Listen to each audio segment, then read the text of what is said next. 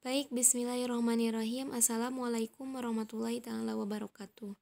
Perkenalkan, nama saya Risa Sri Rahayu, NPM 24031118071, kelas Agroteknologi A semester 4, mata kuliah Sumber Daya Genetika. Di sini saya akan mencoba menjelaskan mengenai persilangan beberapa strawberry. Untuk lebih jelasnya, mari kita terlebih dahulu melihat abstraknya terlebih dahulu. Perbaikan sifat kuantitatif dan kualitatif stroberi secara genetik dapat dilakukan melalui persilangan. Persilangan bertujuan untuk menggabungkan sifat kedua tetua sehingga diperoleh varietas unggul yang diinginkan. Persilangan dalam penelitian ini dilakukan secara resiprok pada varietas California dan Holy Bright. Tujuan dari penelitian ini tentunya untuk memastikan apakah generasi F1 atau keturunan pertama hasil persilangan memiliki gabungan sifat dari kedua tetua tersebut. Penelitian ini menggunakan metode single plant. Tanaman yang diamati sebanyak 109 dari hasil persilangan tetua California dan tetua Holy Bright. Hasil penelitian menunjukkan semua keturunan F1 mempunyai kombinasi dari 10 karakter kedua tetua baik karakter kualitatif maupun kuantitatif. Untuk lebih jelasnya, mari kita lihat slide selanjutnya. Latar belakang penelitian. Varietas stroberi memegang peranan penting dalam pengembangan tanaman stroberi. Dalam persilangan ini menggunakan varietas stroberi California dan Holy Bright. Kedua varietas tersebut masing-masing mempunyai kekurangan dan kelebihan. Varietas Holy Bright memiliki ketahanan terhadap penyakit busuk buah, produktivitas tinggi, namun rasa buahnya masam. Sedangkan pada varietas California memiliki sifat yang rentan terhadap penyakit busuk buah, produktivitas tinggi, dan rasa buah yang manis.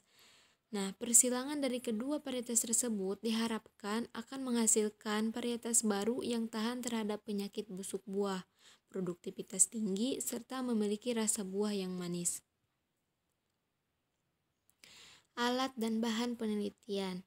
Alat-alat yang digunakan ini sangat banyak, lumayan banyak, yang terdiri dari labu ukur, gelas ukur, Erlenmeyer, cawan Petri, batang pengaduk, botol kultur, alat-alat diseksi, laminair airflow cabinet, timbangan analitik, pipet, alat sterilisasi, pH meter, lemari pendingin, rak kultur, alat pemotret, termometer, lampu fluorescence, kertas label, plastik karet, dan lain-lain. Dan tentunya alat-alat yang digunakan dalam laboratorium. Bahan-bahan yang digunakan ini ada benih stroberi hasil persilangan yang diperoleh dari kegiatan persilangan tanaman tetua stroberi California dan Holy Bright. Larutan stok MS atau larutan stok makronutrien dan mikronutrien Aquades, agar larutan stok organik yaitu sukrosa, vitamin, asam amino, alkohol 70% dan spiritus. Metode dalam penelitian ini menggunakan metode single plant. Pengamatan dilakukan pada seluruh tanaman yang ditanam di lapang. Pengamatan terhadap 109 tanaman hasil persilangan F1 dan tetua dilakukan pada sifat warna daun, jumlah daun, lebar daun, bentuk daun, warna batang, gerigi daun, jumlah stolon, warna stolon, tinggi tanaman, dan ketebalan daun. Mari kita lihat hasil dari penelitian ini. Stroberi hasil persilangan terhadap hasil pengamatan, karakter kualitatif, dan hasil persilangan menunjukkan keragaman pada tabel di sini. Nah, pada warna daun itu ada 4 warna, MYG, MOG, DYG, SYG, di mana MYG ini yaitu artinya moderate yellowish green, MOG moderate olive green, DYG deep yellowish green, dan SYG strong yellowish green. Begitupun pada warna batang ada LYG, DYP, MRO, SYP, DP, SP, yaitu light yellows green, deep yellows pink, moderate reddish orange, strong yellows pink, deep pink, dan strong pink. Nah, untuk bentuk daun, warna stolon, gerigi daun, ketebalan daun, jumlah daun, tinggi tanaman, jumlah daun, dan lebar daun akan kita lihat pada slide selanjutnya.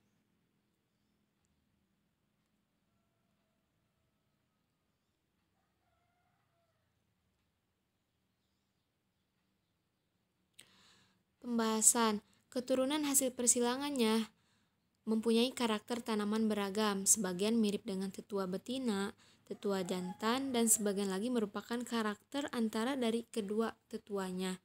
Dengan proporsi setiap kombinasi persilangan berbeda. Hasil karakter yang muncul dari F1 atau keturunan pertama stroberi dalam penelitian ini membuktikan bahwa semua buah yang terbentuk adalah hasil persilangan. Tetua Holybright dan California masuk dalam satu spesies sehingga tingkat keberhasilannya mencapai 100%. Nah, dari pengamatan tadi, pada warna daun muncul 4 variasi warna, yaitu moderate yellows green, moderate olive green, deep yellows green, dan strong yellows green. Sedangkan pada warna batang di sini dapat dilihat muncul 4 warna selain warna batang dari kedua tetua walaupun proporsinya sangat sedikit. Tanaman hasil persilangan stroberi sebagian besar mengelompok pada warna batang tetua California yaitu light yellows green. Pada stolon muncul 3 warna yaitu hijau, merah, dan warna pink. Dari ketiga warna tersebut, sebagian besar stolon berwarna pink. Hal tersebut diduga bahwa munculnya warna pink adalah perpaduan antara warna hijau yang dimiliki tetua California dan merah yang dimiliki oleh tetua Holybright. Pada daun tanaman hasil persilangan stroberi terbentuk 3 bentuk, yaitu terkulai, mangkok, dan setengah mangkok. Bentuk daun setengah mangkok adalah perpaduan bentuk dari tetua California yang terkulai dan tetua Holybright yang berbentuk semangkok. Pada ketebalan daun, seluruhnya mengikuti karakter pada kedua tetua dan menyebar secara merata. Sedangkan pada karakter gerigi daun sebagian besar mengikuti karakter tetua California, yaitu gerigi nomor 7. Pada karakter kualitatif jumlah daun, tinggi tanaman, jumlah stolon, dan lebar daun rata-rata tanaman hasil persilangan stroberi sebagian besar mengikuti tetua Holybright. Tetua Holybright memiliki karakter tinggi tanaman dan lebar daun yang sedang, sedangkan jumlah daun tetua California dan tetua Holybright memiliki jumlah daun yang sedang. Pada hasil persilangan ini menunjukkan adanya karakter lain pada parameter bentuk daun, warna batang, warna stolon, dan gerigi daun yang muncul selain karakter dari kedua tetua. Nah, Mendel berasumsi bahwa dalam pembentukan gamet, tiap alel diturunkan secara bebas kepada setiap gamet dan tidak selalu bersamaan, sehingga muncul karakter-karakter pada keturunannya yang beraneka ragam. Proses terbentuknya karakter baru pada persilangan diduga terjadi selama proses pembelahan meiosis. Pindah silang yang terjadi pada pembelahan meiosis terjadi pada akhir profase 1 atau awal metafase 1 pada saat kromosom yang telah mengganda menjadi 2 kromatid. Pada umumnya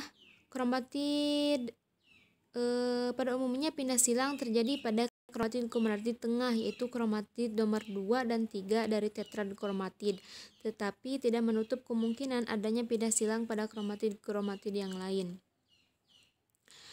Kesimpulan, dari hasil penelitian ini dapat disimpulkan bahwa semua buah yang terbentuk adalah hasil persilangan. Hal ini dapat dilihat dari keragaman karakter yang dimiliki oleh tanaman stroberi F1, merupakan kombinasi karakter dari kedua tetua. Hasil penelitian menunjukkan semua keturunan F1 mempunyai kombinasi dari 10 karakter kedua tetua, baik karakter kualitatif maupun karakter kuantitatif.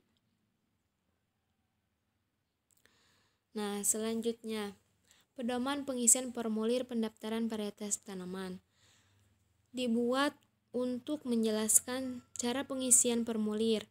Ada dua cara pengisian formulir, yaitu pendaftaran varietas lokal dan pendaftaran varietas hasil stroberi. Informasi yang disediakan di pedoman ini menjelaskan tentang hal-hal yang diperlukan untuk memenuhi persyaratan pendaftaran suatu varietas di Pusat Perlindungan Varietas Tanaman. Nah, karena saya menyilangkan beberapa stroberi, berarti pendaftaran termasuk ke dalam pendaftaran varietas hasil pemuliaan, di mana ada 12 tahapan pendaftaran, yaitu ada nama genus, spesies, dan autor. Contohnya itu seperti Glycine, Max L, Merrill. Terus yang kedua ada nama umum. Setiap permohonan harus mencantumkan nama umum spesies yang bersangkutan dalam bahasa Indonesia. Nah, apabila belum terdapat nama umum dalam bahasa Indonesia untuk suatu spesies dari varietas hasil pemuliaan yang akan didaftar, dapat menggunakan nama umum yang paling populer. Yang ketiga ada nama atau nomor aksesi. Nama atau nomor aksesi merupakan kode yang diberikan oleh pemulia atau institusi penyelenggara pemulihan tanaman terhadap galur-galur hasil persilangan yang belum diberi nama. Yang keempat, nama varietas, yaitu bertujuan untuk mempercepat proses pendaftaran. Pemilik varietas hasil pemuliaan dapat memberikan 3 alternatif nama varietas. Apabila nama pertama tidak memenuhi persyaratan, pusat PVT akan menggunakan nama kedua, dan apabila nama kedua juga tidak memenuhi persyaratan, maka pusat PVT akan menggunakan nama ketiga. Yang kelima ada silsilah atau asal-usul. Pada tahapan ini, uraikan secara ringkas tentang asal-usul yang memberi gambaran tentang tetua persilangan pembentuk varietas yang akan didaftar. Yang keenam, ada metode pemuliaan. Dalam tahapan ini, menjelaskan secara ringkas tentang metode pemuliaan yang digunakan untuk menghasilkan varietas yang akan didaftar, yang meliputi proses perakitan varietas, sistem perbanyakan dari varietas, metode seleksi, dan lain-lain yang dianggap perlu. Yang ketujuh, ada waktu dan tempat dilaksanakannya penelitian. Tentunya pada tahapan ini disebutkan waktu dari mulai sampai dengan selesainya penelitian, terus tempat di mana kegiatan pemulihan dari varietas yang akan didaftar dilakukan. Apabila kegiatan pemulihan dilakukan di beberapa tempat, harus disebutkan secara rinci tahapan pelaksanaan pada setiap lokasinya. Terus yang kedelapan ada nama pemulia, kewarganegaraan, dan alamat. Di sini, pemulia tanaman adalah orang yang melaksanakan pemulihan tanaman. Dalam kegiatan pemulihan tanaman, pemulia dapat bekerja sendiri atau bersama-sama dengan orang lain, atau bisa bekerja dalam rangka pesanan atau perjanjian kerjasama dengan perorangan atau suatu lembaga atau institusi. Ya, terus yang kesembilan, penyusun deskripsi varietas. Penyusunan deskripsi varietas adalah pemulia yang melakukan kegiatan perakitan varietas yang akan didaftar, atau seseorang atau sekelompok orang yang telah memiliki pengetahuan, kemampuan, dan keterampilan serta ditunjuk oleh pemulia tanaman atau pemilik varietas yang bersangkutan untuk menjelaskan tentang asal-usul atau silsilah metode pemuliaan, ciri-ciri morfologi, dan sifat-sifat penting lainnya dari varietas yang akan didaftar. Terus di sini juga harus dicantumkan nama dan lembaga tempat bekerja. Ini maaf ya, ini itu nama dan lembaga atau institusi. Yang ke-10 ada nama pemilik varietas, yang mana pemilik varietas hasil pemuliaan adalah perorangan atau lembaga atau institusi yang mempunyai hak penuh terhadap varietas yang akan didaftar. Apabila pemilik varietas hasil pemuliaan adalah perorangan, sebutkan nama, kewarganegaraan, dan alamat. Sedangkan apabila pemilik varietas hasil pemuliaan adalah suatu lembaga atau institusi, sebutkan nama, alamat, lembaga, institusi secara lengkap. Yang 11, informasi kepemilikan varietas. Kepemilikan suatu varietas tanaman dapat diperoleh melalui kegiatan pemuliaan tanaman, pewarisan, hibah, wasiat, perjanjian dalam bentuk akta notaris, atau sebab lain yang dibenarkan oleh undang-undang. Terus di sini juga harus dijelaskan dan lampirkan dokumen kepemilikan varietas yang akan didaftar. Yang terakhir, yang ke-12 itu pendaftar. Apa sih pendaftar itu? Pendaftar adalah seorang pemulia atau pemilik dari varietas yang akan didaftar. Apabila pendaftar bukan pemulia atau pemilik dari varietas yang akan didaftar, tetapi mengatasnamakan orang atau lembaga atau institusi, maka sebutkan jabatan serta bukti surat penunjukan. Apabila suatu lembaga atau institusi yang memperkerjakan pemulia akan mengajukan pendaftaran varietas tanaman, maka surat penugasan kepada pemulia dari varietas yang akan didaftar agar dilampirkan. Selanjutnya, ada informasi teknis. Pada bagian ini, informasi yang diuraikan adalah mengenai identitas dari varietas yang akan didaftar, meliputi rincian hasil pengamatan terhadap keseluruhan karakter tanaman yang diamati di lapangan atau di laboratorium dengan menggunakan metode atau alat ukur standar. Uraian informasi teknis mengenai varietas yang akan didaftar untuk setiap jenis atau spesies tanaman adalah berbeda, tetapi secara umum penguraiannya terbagi ke dalam bagian-bagian tanaman sebagai berikut. Yang pertama itu ada tanaman. Data dan informasi mengenai tanaman antara lain meliputi tipe tumbuh. Nah, apakah tipe tumbuh ini tegak atau semi tegak, rebah, dan lain-lain. Kebiasaan tumbuhnya, apakah semak, menjalar. Terus tipe lingkungan tumbuh, apakah tumbuh di lahan darat atau tumbuh di lahan rawa, lahan sawah, dan lain-lain. Tinggi tanaman, sentimeter atau meter. Bentuk tanaman, percabangan, kerapatan kanopi, umur tanaman, dan lain-lain. Yang kedua, di sini ada batang. Data dan informasi mengenai batang antara lain meliputi bentuk batang, panjang batang, diameter atau lingkar batang, jumlah ruas buku atau internoda, warna batang, dan lain-lain. Yang ketiga itu daun. Pada informasi mengenai daun meliputi panjang daun, panjang tangkai daun, lebar daun, warna daun, rasio panjang atau lebar daun, ukuran daun, bentuknya, keadaan permukaan daun, dan lain-lain. Yang selanjutnya, keempat, ada bunga. Informasi mengenai bunga antara lain meliputi ukuran bunga, panjang tangkai, jumlah bunga per tanaman, warna mahkota, warna kelopak, warna putih, dan lain-lain. Yang kelima, buah. Data dan informasi mengenai buah antara lain meliputi bentuk buah seperti apa, ukurannya seperti apa, warna buah muda, warna buah tua atau matang, aroma buah matang, tekstur permukaan buah, ketebalan daging buah, warna daging buah, tebal kulit buah, dan kandungan nutrisi, serta masih banyak lagi. Yang keenam, data dan informasi mengenai biji. Antara lain, meliputi bentuk biji bagaimana, ukurannya seperti apa, panjang atau lebar, warna biji, dan lain-lain. Yang terakhir, sifat-sifat khusus yang meliputi sifat-sifat khusus merupakan sifat-sifat tertentu yang dimiliki oleh varietas tanaman yang akan didaftar, seperti kadar amilose, kadar protein, kadar gula, dan lain-lain.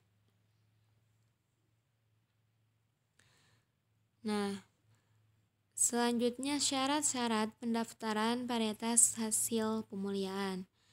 Yang pertama, di sini ada 6 syarat, yaitu yang pertama, formulir pendaftaran varietas hasil pemuliaan yang sudah diisi dan ditandatangani oleh pemilik varietas, yang mana formulir pendaftaran yang sudah saya jelaskan di slide sebelumnya.